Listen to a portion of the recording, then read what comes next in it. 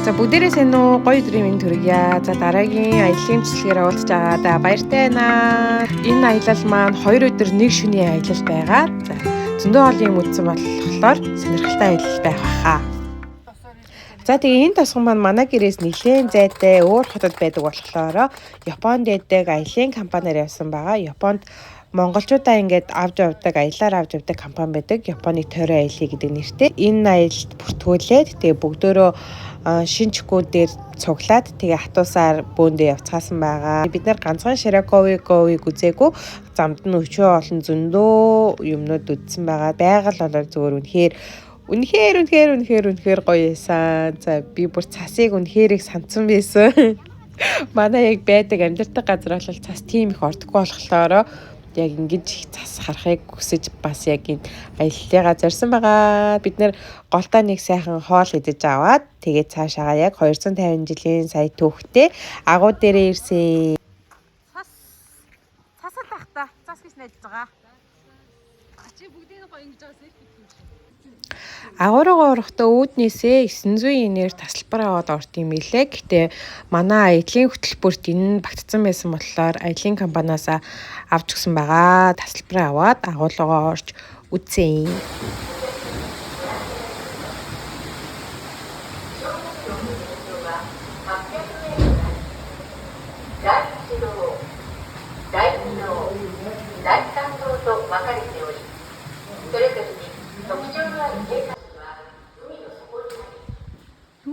Чи ямар хөдлөж байна?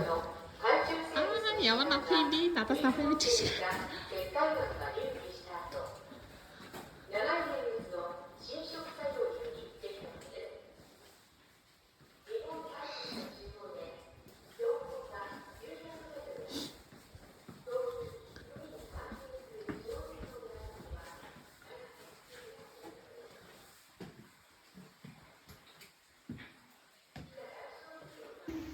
За би анх удаа ийм агуулга уурж үзсэн. Тэгээ үнэхээр сонирхолтой санагцсан. За тэгээд агуу дотор маань яг ингээд хүслээ бодоох одоо сүмийн хэсэг байсан. Тэгээ Японд бол сүмлөө ороод хүслээ шивнэхээр болох юм бол эхлээ тэр хар хайрцаглуу зоосон мөнгө шидээ. Тэгээд дараад нь гараа хавсраад хүслээ шивндэг байгаа. Би жоохон андуураад эсэргийг хийцээсэн.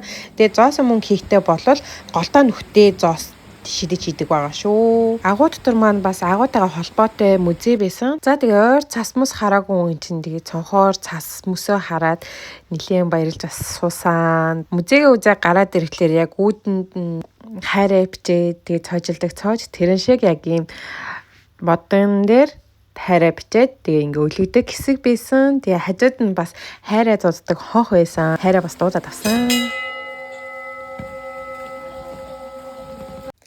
За тэгээд нэг сайхан хайраа дуудаж аваад аяллахаа үндсэн зогсоол болох Шираковыг зорьсон. Насунлуугаа ойртоо төхөх тусам байгалыг үзэгслэн бүр үнэхээр гоё болж эхэлсэн. Цас орцсон, цав цагаанаар гочигдсан байгаа нь зүгээр яг нэг үлгэрийн орон дотор яваад байгаа тийм мэдрэмж төрсөн. Тэгээд яг машиныхаа цонхноос ерөөсөө салахгүй зүгээр цонхороо ширтээд л яваад ямаар байсан. Тэгээ энэ аяллыг сонгосон бас нэг учир нь бол би яг ийм гоё байгаль, ийм үзэсгэлэн ингээд харахыг үнэхээр хүссэн. Тэгээ яг тэр мэдрэмжээ авч чадсан аялал болсон. Тэгээд үнэхээр гоё ягаад тийм үгээр л харахгүйсэн. Ингээд нөгөө алтар Ширакава дээр ирсэн мэ. Тэр нэг сүрлэн байшин гол мэдээ.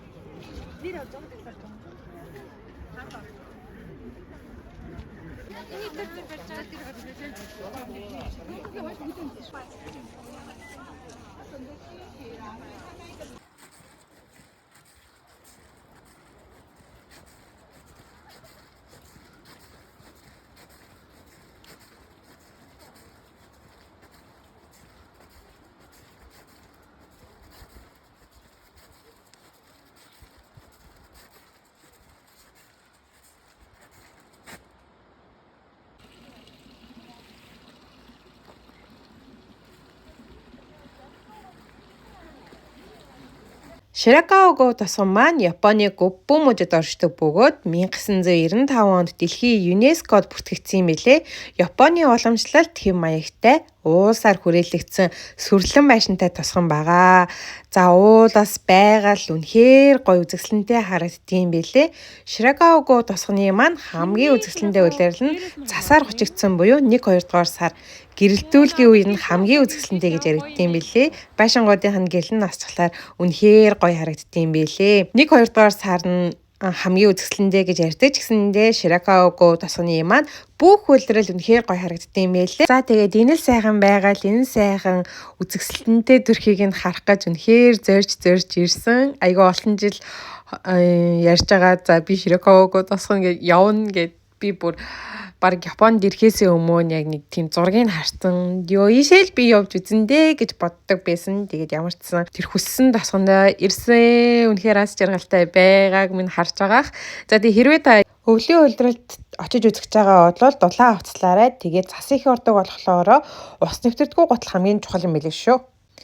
За бидний дараагийн зогсоол бол Шилэн урлагийн музей үзэх байсан. За тэгээд энэ барилга маань доод давхруудаа номын сантай нэлийн том барилга байсан. Тэгээд хамгийн дээдлийн давхартай Шилэн урлагийн музейтэй юм байлээ. Уг урлагийг үзэхийн тулд том хүн 200 yen-ээр тасалбар аваад хүүхэд ахлах сургуулиас доошо насныхаа бол үн төлбөргүй орж үздэг юм байлээ. Бичлэг хийж болохгүй болохоор урлаа үзээд тэгээд зураг авч болох хэсгийнхэн зургуудыг нь аваад гарч ирсэн байгаа. Үнэхээр гоё харагдаж байгаа. Би бас энэ Шилэн урлагийг анх удаа л үзэж байгаа нь номын сангаа сонирхож үзээ. Яаж зүгээр ахаа зураг бичлэг бас хийж авсан. Өнөөдрийн манай аялал маань энд хүрээд дуусаад бид нэр Тояма стейшнгийн ойролцоо зочид буудал захиалсан байсан. Зочид буудалтаа орж амраад маргаашийнхаа аялалдаа бэлдсэн юм.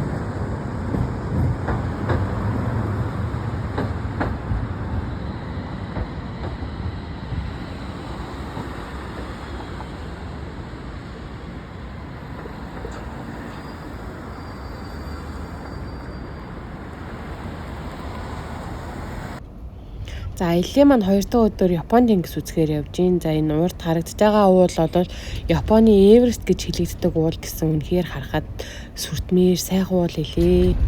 Йоо энэ одоо юу юм бэ? Чи талаад ирж байгаа юу? Иржсэн Японд тэнгис дээр ирж байгаагүй? Оо тэр гүүрэн дээр. За манайх ирээ. Валентины баяр төгсөн болооч тэр үеийн тэнд очихлоор ерөөс энэ хайрын самрууд нилээх харагдчихсэн. Тэгээ Японы тэнгис дээр ирсэн чинь хүртэл байжсэн. За тэгээ Японы тэнгис маань үнэхээр гоё зинхэр айгүй гоё үзэсгэлэнтэй харагддсан юм билээ. Хадан дээр гарахлаар яг нэг юм жижигхэн сүм байсан. Тэгээ энэ чинь хүн болгон залбираад төслөө шивнжис болохоор би тэгсэндээ бас дагаад залбираад төслөө шивнсэн байгаа. Би чиний хажууд байхгүйд чамруу салхи хүлээвэл тэр чи би. Энэ салхич юм уу? Энэ миний найзууд. Тэрвээ би өгвөл салхи хүч төрнө.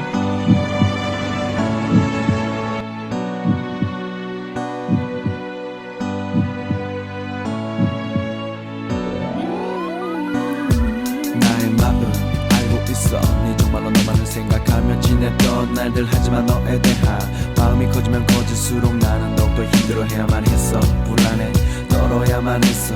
이제는 내 자신이 지쳤어. 너를 볼 자신이 없어. 그래 비겁하게 너에게 등을 보이고 도망가려 하는 내 자신이 너무 싫어. 하지만 나는 너무 늦게 알아버린 거야. 내가 너를 좋아한다는 걸 알았을 때. 하지만 그때 너무도 늦어버렸어. 모든 게 변해버렸어. 나는 너무도 초라했던 내가 너에게 말할 용기도 자신도 모두 잃어버렸어. 하지만 그냥 그게 좋았었지 라고 생각했던 내가 어려서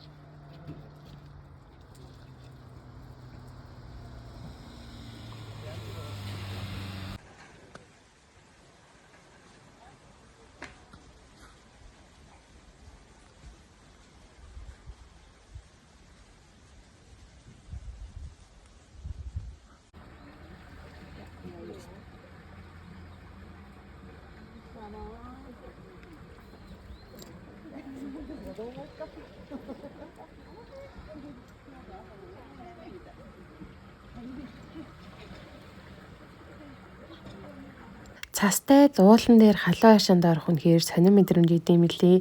Тэгээд зөөлхөн хөнгөн цас дээрээс бодрох бүр гоё мэдрэмж авсан. Аяллахаа хамаг ядаргааг халуун хашаанда тайлаад гэрийн зүг морцсон байгаа. Үзхийг хүссэн газраа үзээд харахыг хүссэн засаа хамтлаа хараад үнэхээр сайхан аяллаа 2 өдөр өнгөрлөө. За тэгээ энэ үртэл бичлэгтэй юм хамтайсанд баярлалаа. Зүгээрлээ. Баяртай.